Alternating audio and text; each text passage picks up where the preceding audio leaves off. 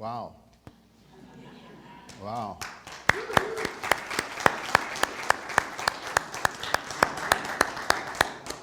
Yeah, exactly. Good morning. For my message, I'm going to say ditto.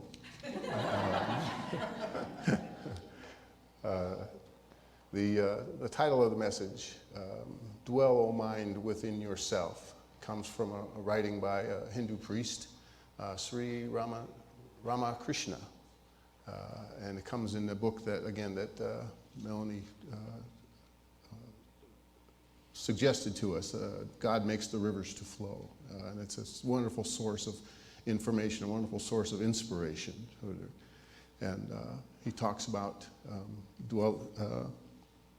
I'd like to read it for you to start off with.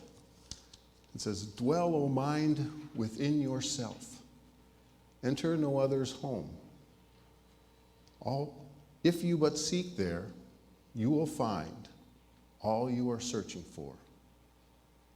God, the true philosopher's stone, who answers every prayer, lies hidden deep within your heart, the richest gem of all.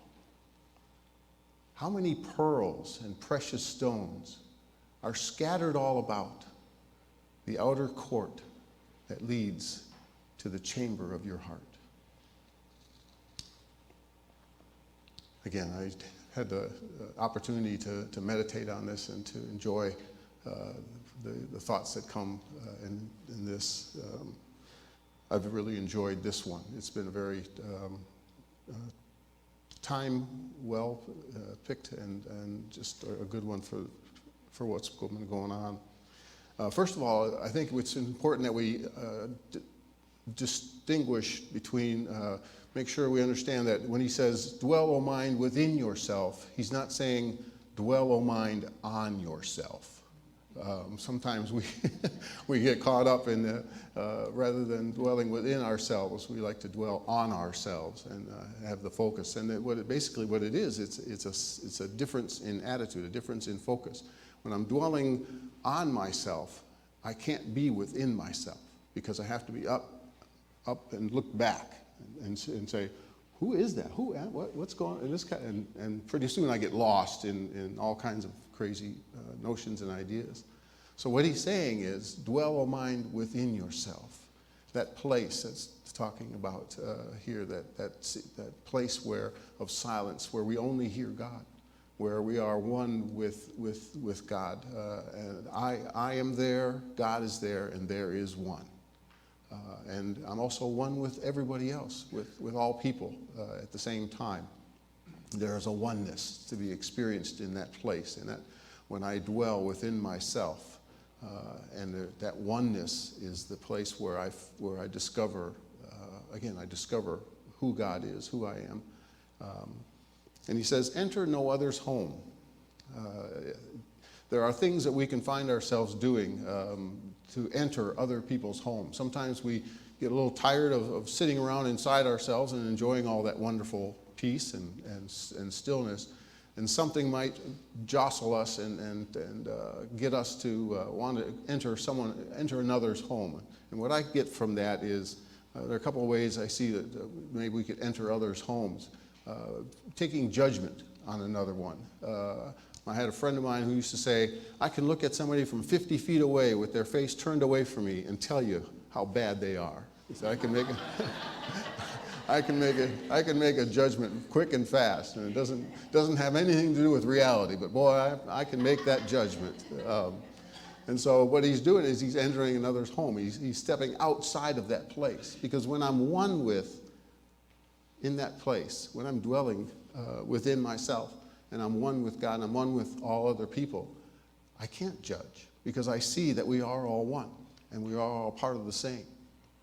But when I find myself wanting to judge, again, what I have to do is come out of that place. I have to step out of that place that's within myself, because I can't judge when I'm sitting within myself. I have to come out and start looking around and wanting to say, see, oh, there's that and that going and that going. And a lot of times, the reason I do that, and I do it more often than I'd like to admit, The reason I do that is because I'm afraid.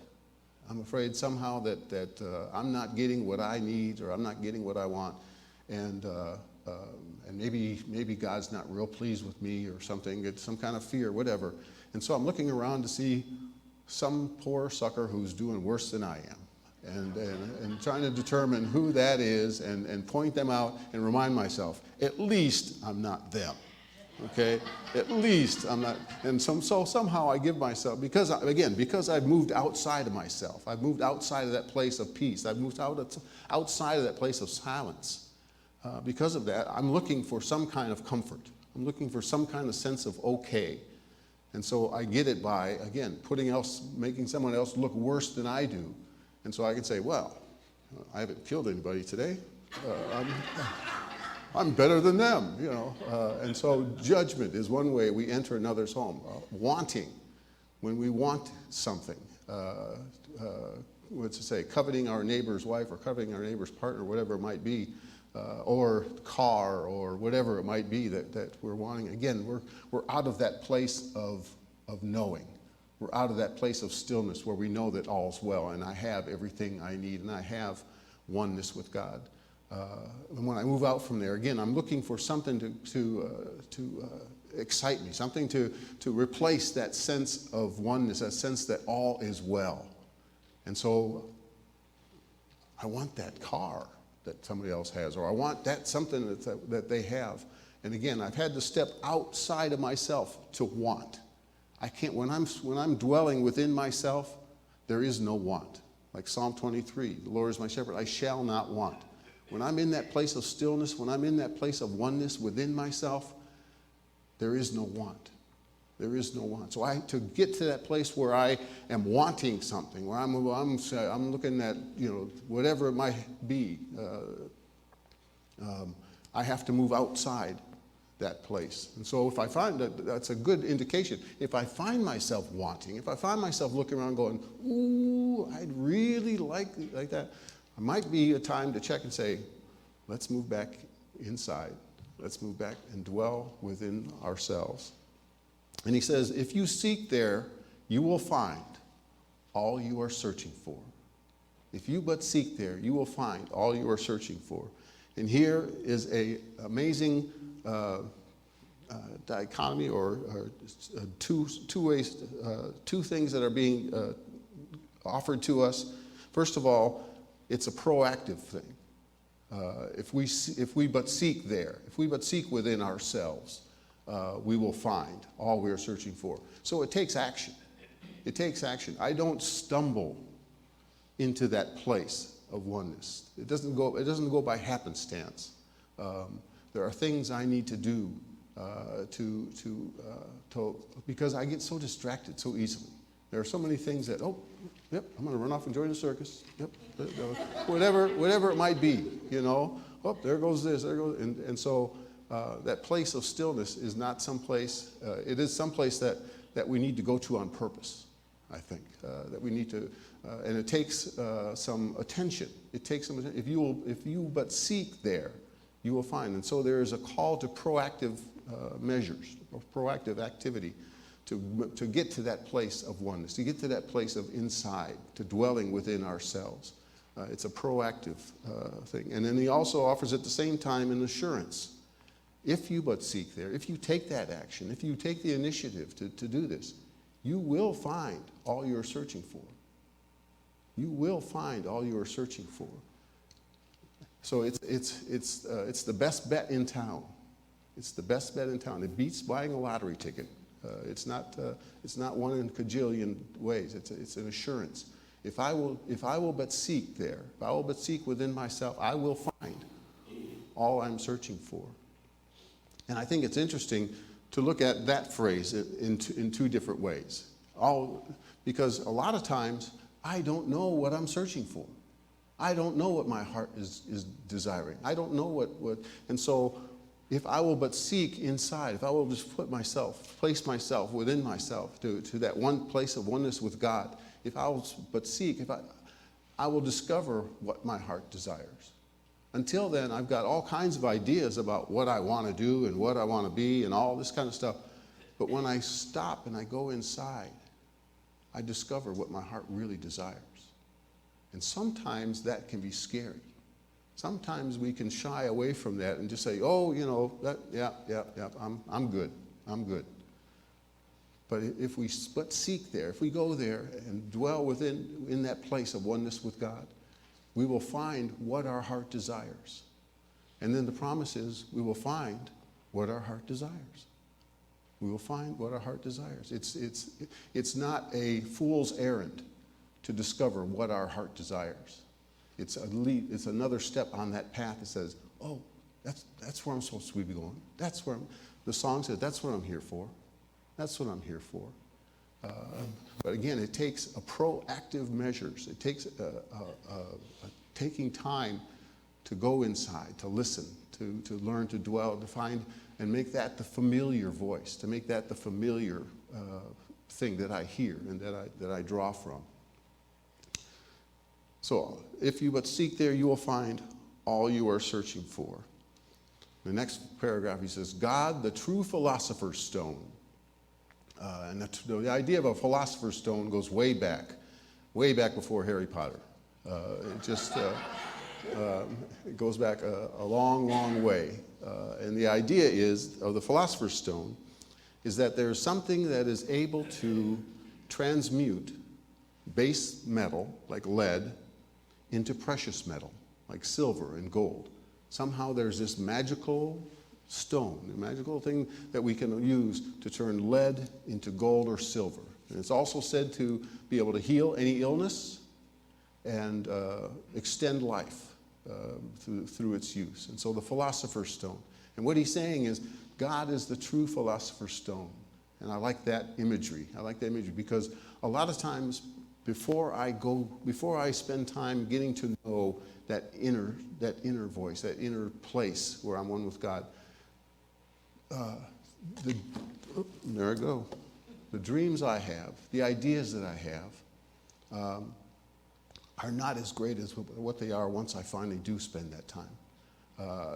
It's amazing to discover how much God values me, the esteem God holds, the idea that God has for me when I let God decide that and I listen to that inside rather than coming up from my own head. Because when I'm coming up when I'm trying to decide for myself in my own head, I'm probably trying to figure out how do I make sure I'm safe? How do I make sure I have enough to go around and maybe a little more than others just because I should have a little more than others. And so all that shades what we think we want to do, what we think we are here for. But when we go inside, we hear that voice, and it says, the true philosopher's stone, and we find in ourselves a dream, a person, if you will, a beingness beyond what we had thought was possible, beyond what we thought we knew before. And so God, the true philosopher's stone, who answers every prayer. And again, the assurance. Throughout this poem, he does the same two sides of it. So there is a proactive side. You need to take action. There are some things you need to do to make this happen, to realize this in your life. And then the assurance. God is there. It's going to work. It's going to work. God is there to be. We can find that. God's not hiding on us. Okay, God's not hiding on us. Who answers every prayer. He says, lies hidden deep within your heart. Lies hidden deep within your heart. Now, again, like I said, God doesn't hide. God's not sitting around, saying, and we have to walk in and say, I'll come free, or whatever. Come on, God, where are you? You win. I can't find you. God is not hidden. We are distracted. We are distracted. Our focus is distracted in directions all over the place other than that place inside where God and I are one. All kinds of things distract us. All kinds of things want to go away. We just adopted 2 kittens. And if you want distraction, you've got it there. You've got it there. I mean, the minute you start, and all of a sudden, there they go. There they go. But we distract ourselves. We have a tendency, and again, part of it, I think, is that quiet can be a little frightening. It is so intensely personal. It is so intensely loving. It is so intensely Godness, if you will, that being there and staying there sometimes can we might want to hold back a little bit. But what he's saying is, the true philosopher's stone answers every prayer, lies hidden deep within your heart, the richest gem of all. The richest gem of all. Again, the whole idea that that going to that place within ourselves is the most we can do, the most we can experience. That whatever it is that is distracting us, whatever it is that we're looking at and being distracted by it and wanting, finding ourselves turned away from whatever it is we were doing when we're living inside, when we're staying within that place of stillness, that place of oneness. He's saying the best place to be is in that heart. The best place to be is in your heart. That is the richest gem of all. That is the richest gem of all. And again, the whole idea is, again, proactive and assurance.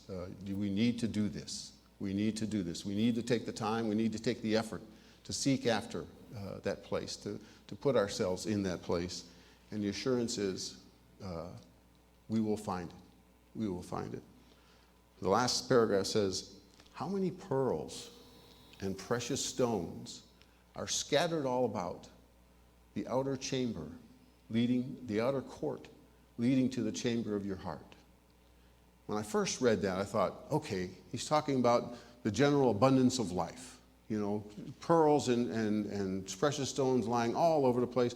They're there to just pick up. They're there just to all over the place, and it's talking about the general abundance of life. But when I started reading it again another time, it sounded a little bit more, I want to call it, of a challenge, of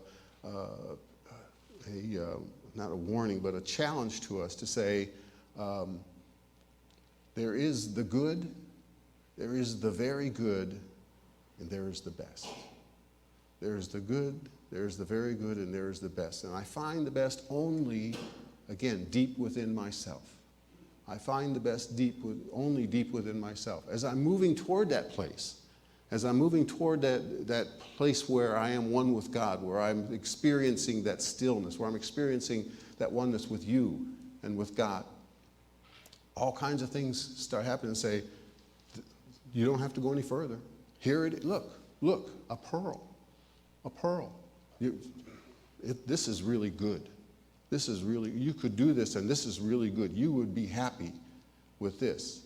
And it tends to stop us from the rest of the journey deeper in. It tends to stop us deeper in. And as we move forward a little more, it's like the precious stones, the diamonds, the sapphires, like, wait, this is really, really good. This is, man, you've reached there. You don't have to go any further. These are really, really good. And so, again, the temptation or the idea is like, okay, I've put myself out there, I've done it, that's good enough. But there's something inside that says, I'm not there yet. I'm not there yet. The very good, again, and the good and the very good can be the enemy of the best. And so we need to take the opportunity, and again, it's a responsibility and an assurance to continue to seek deeper and deeper within our hearts to find what is that best. What is that best? If we're settling for good or for very good, there's always some noise with it.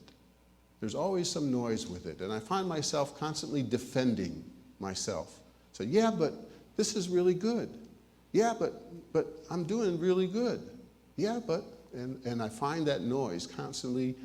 But when I'm at the best, when I'm doing what I'm here to do, and listening to those whispers, the noise goes away.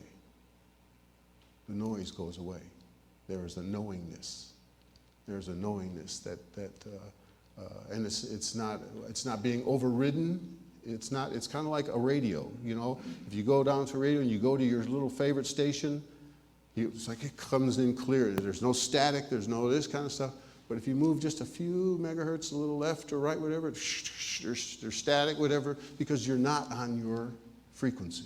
You're not on the right frequency. You're not being who you are. You're not being who you are here to be. And so, again, it takes some effort. It takes energy to find that place and to keep ourselves in that place. There are all kinds of things that can distract us, that can keep us from knowing that place. Only when we, again, dwell within ourselves, again, rather than on ourselves, dwell within ourselves, do we find that place? Do we see that knowingness that I'm doing what I'm here to do? I'm doing what I'm here to do, and I'm going to be well.